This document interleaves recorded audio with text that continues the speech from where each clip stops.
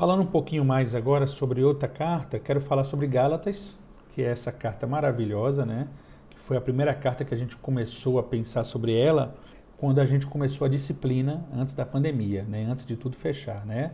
Depois a gente decidiu mudar e falar um pouco sobre as epístolas da prisão, depois as pastorais, né?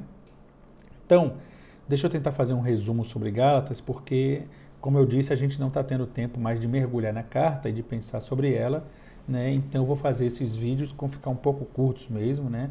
Mas vão ser resumos que a gente vai poder fazer dessas cartas para poder a gente dar conta, pelo menos, de pensar resumidamente, né, sobre as epístolas paulinas, tá? Lembrando sempre que esse foi um ano muito difícil, uma disciplina delicada, né, dar aula ao vivo tem sido bem difícil, né, porque a internet aí do seminário não ajuda muitas vezes, né, não é uma aula instigante, porque parece que eu estou fazendo um monólogo falando para vocês só, e vocês, né, eu não consigo ouvir vocês falando ou perguntando, e eu não consigo sentir o que, é que vocês estão achando, né.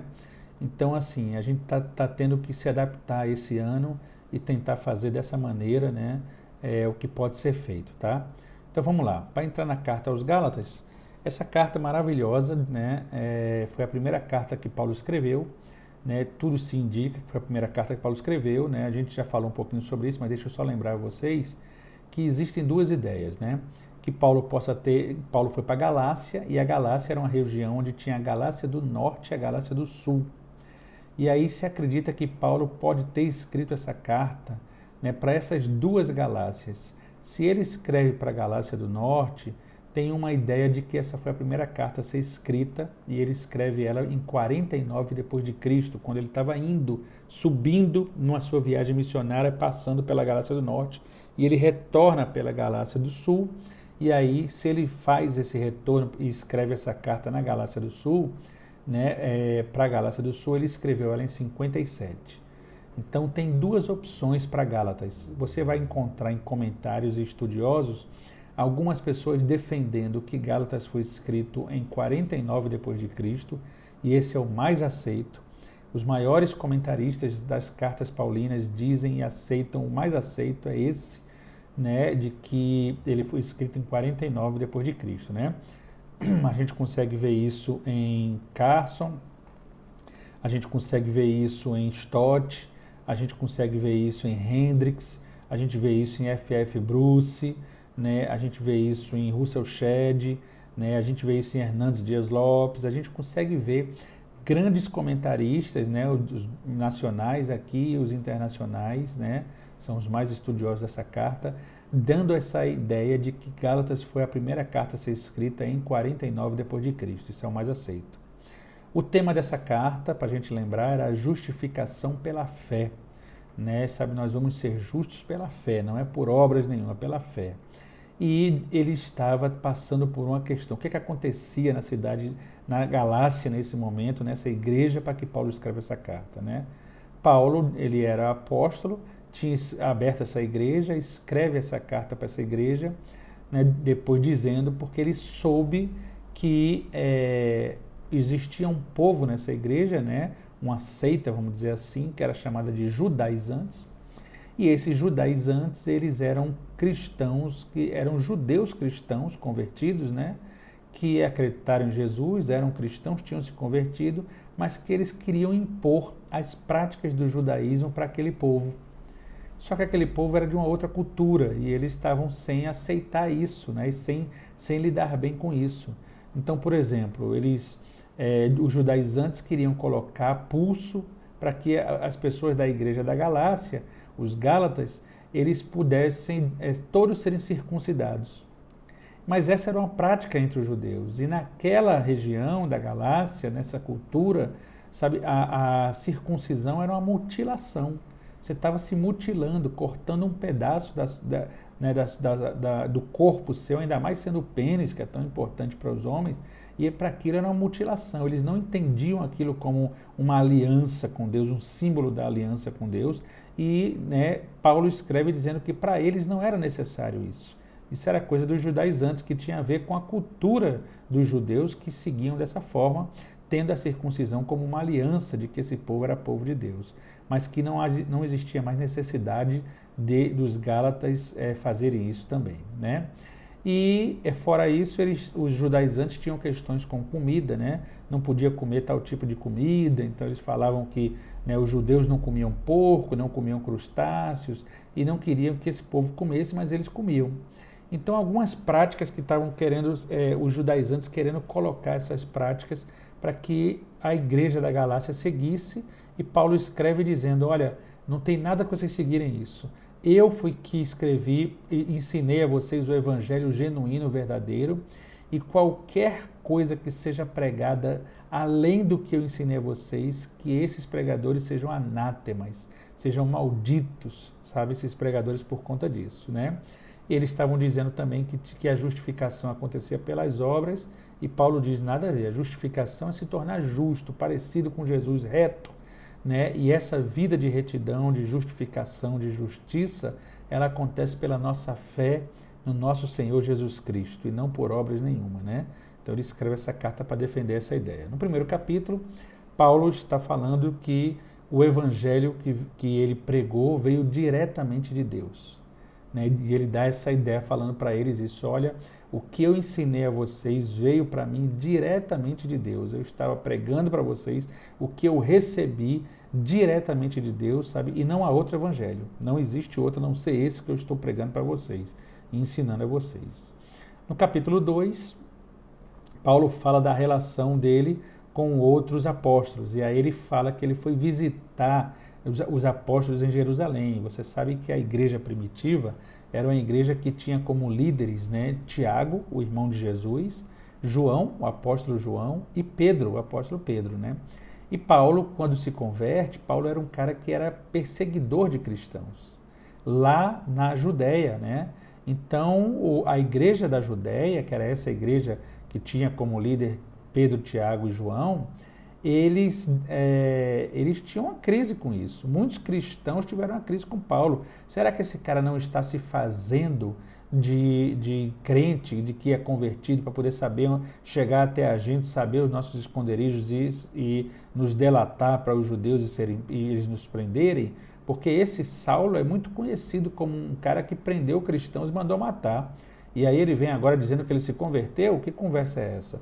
E Paulo escreve no segundo capítulo dizendo que ele, sabe, esperou 3 anos depois da conversão dele para ir em Jerusalém, né? E quando ele foi em Jerusalém, né, ele passou 15 dias lá discutindo alguns fatos, né, sobre essas questões dos gentios e dos judeus, e quase que eles decidiram, eu vou seguir pregando para os gentios, ou seja, para quem não é judeus, e vocês ficam aqui pregando para os judeus, né?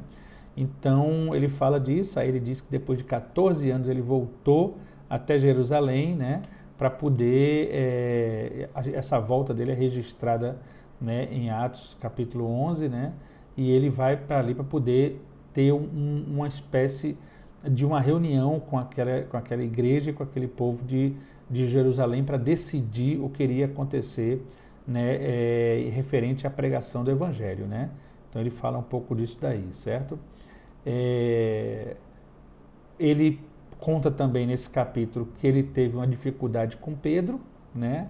Porque ele exorta Pedro, né? Ele fala isso, que quando ele chegou lá, Pedro estava comendo um porquinho assado, vamos dizer assim, eu estou dizendo assim, comendo um porquinho assado, a bistequinha de porco com a turma lá, e quando os líderes da igreja chegaram, Pedro começou a exortar o povo de não pode comer porco, por exemplo, né?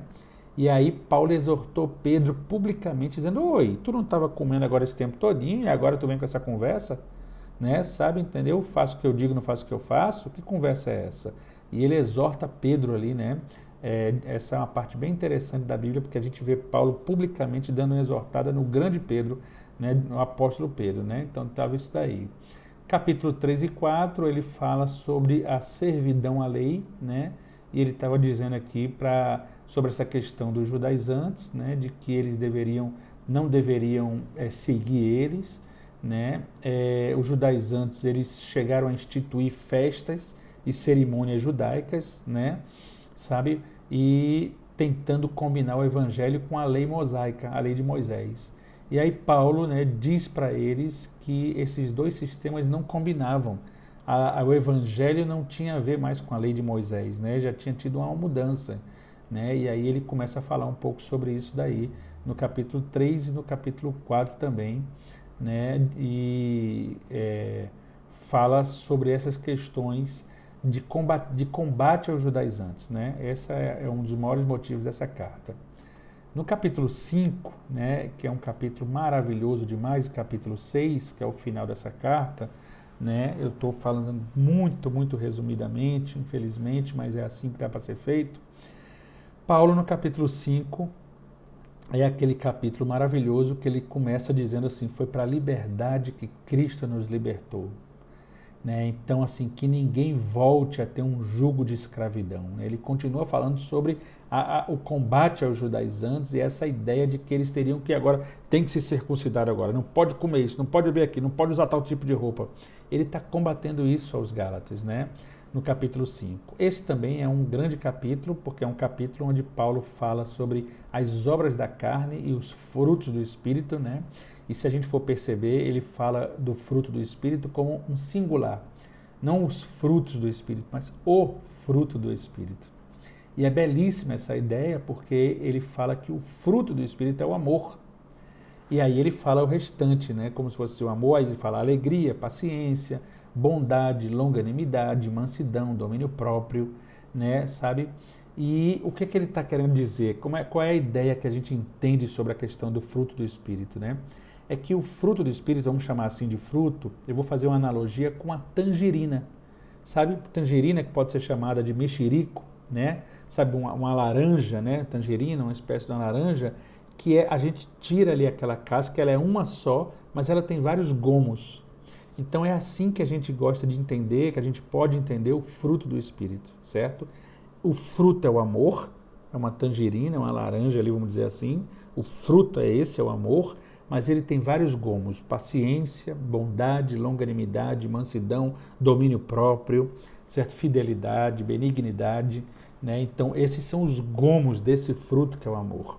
O que isso dá a entender para a gente? Quando nós temos amor na vida, lembrando que em 1 João diz que Deus é amor, nós vamos dar esse fruto naturalmente. E quando a gente tiver na nossa vida o amor, nós vamos ter paciência, nós vamos ter longanimidade, nós vamos ser bondosos, nós vamos ter mansidão, nós vamos ter domínio próprio, nós vamos ser fiéis, vamos ser benignos, né? Sabe, então essa é a ideia desse fruto do Espírito, né? No singular, certo? E aí ele chega no capítulo 6 e nesse capítulo 6 ele fala que a lei é inevitável em sua operação, né? Quer se semeie trigo ou joio, e ele começa a falar aí daquela ideia da lei da semeadura, né? Paulo no capítulo 6 fala da lei da semeadura, que a gente só colhe aquilo que planta, sabe, né? É exatamente, de Deus não se zomba, sabe? Aquilo que você plantar é aquilo que você vai colher, né? Resumidamente, é esse versículo, vamos dizer assim, dos mais importantes do capítulo 6, né? E também ele começa a falar ali, né, sabe, sobre essa ideia de marcas de Jesus, né? Então, os inimigos diziam que Paulo não era um genuíno apóstolo de Cristo. E aí ele está dizendo o seguinte: rapaz, eu carrego comigo as marcas, né? Então, assim, o seu corpo maltratado, né, e coberto de cicatrizes era um favor a seu testemunho de tudo que ele tinha vivido, né? E ele reforça isso em 2 Coríntios, né? Também falam bastante disso, né? Mas ele cita isso aqui em Gálatas 6 também. Então, esse é o resumo dessa carta brilhante, essa carta maravilhosa, né? Lutero, quando estava traduzindo Gálatas, ele amava tanto essa carta, tanto, que ele dizia assim: é a minha Catarina. Catarina era a esposa dele, né? Então, assim, eu tenho um amor por essa carta como se fosse pela minha esposa, né? E era como se fosse a carta preferida dele, era essa carta aos Gálatas, né? É uma carta brilhante, que tem muitos e muitos ensinamentos maravilhosos para a gente, né? E pena que a gente não está tendo condições de mergulhar nela profundamente, mas você pode fazer isso, né? Seguindo essa ideia desse resumo, e você vai vendo capítulo por capítulo, né, o que tem nas entranhas da carta que são importantes para o nosso crescimento, para a nossa vida, né? Tudo isso que a gente falou aqui já é engrandecedor demais para a gente, né? Então, essa aí é a carta aos Gálatas, tá bom? Na próxima semana a gente continua pensando em mais algumas cartas das epístolas paulinas, tá? Mais algumas. Valeu, gente.